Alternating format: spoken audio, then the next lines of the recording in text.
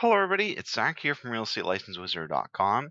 Today, we are going over another one of our practice real estate exam questions. If you're new here, here's how it works. We post a new question every Monday through Friday. We discuss it, we talk about it, and we learn together. It's great for people studying for the real estate exam, or if you're just into real estate and want to refresh your knowledge.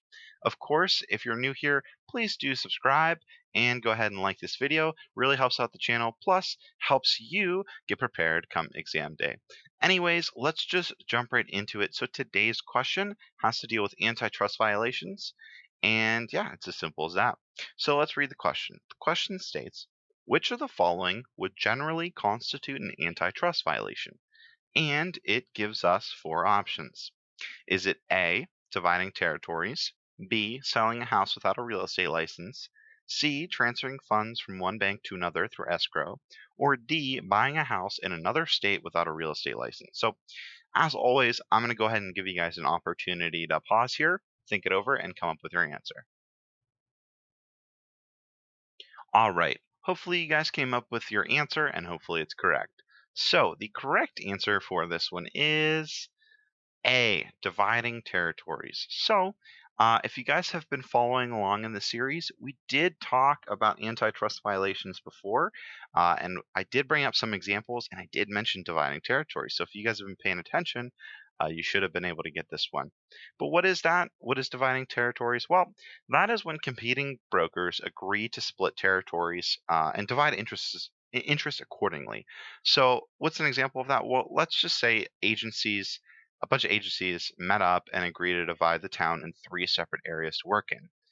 That would prevent competition, which of course is bad for the consumer and a clear antitrust violation. Now, what about these other answers? So, obviously, selling a house without a real estate license, that definitely is illegal, unless you're doing a for sale by owner type deal. But yeah, if you're pretending to be a real estate agent without a real estate license, that could potentially be a huge issue, and you could get sued. A lot of stuff. But guess what? That's not an antitrust violation.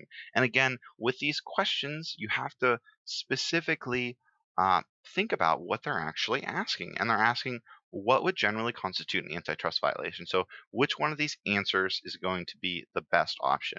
And of course, that would be the dividing territories.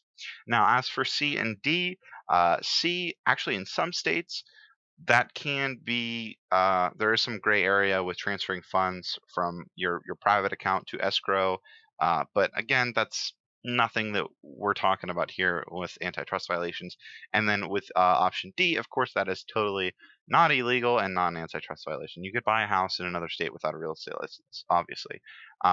But yeah, so that is pretty much it for this one. Hopefully, you guys learned something.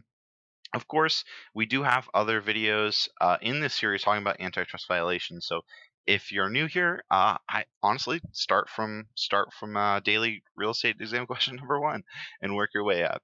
Yeah, this series has been such a great experience, not just from my standpoint, but from the feedback that I've been getting from you guys. It's been one of those fun study ways or study tools that you guys can use daily to prepare for the real estate exam. But yeah, so that's going to be it for me today, guys. If you haven't liked or subscribed yet, please do. It really helps out the channel. All right, guys. Thank you so much for watching. As always, this is Zach from realestatelicense.wizard.com. Make today magical. I'll see you guys next time.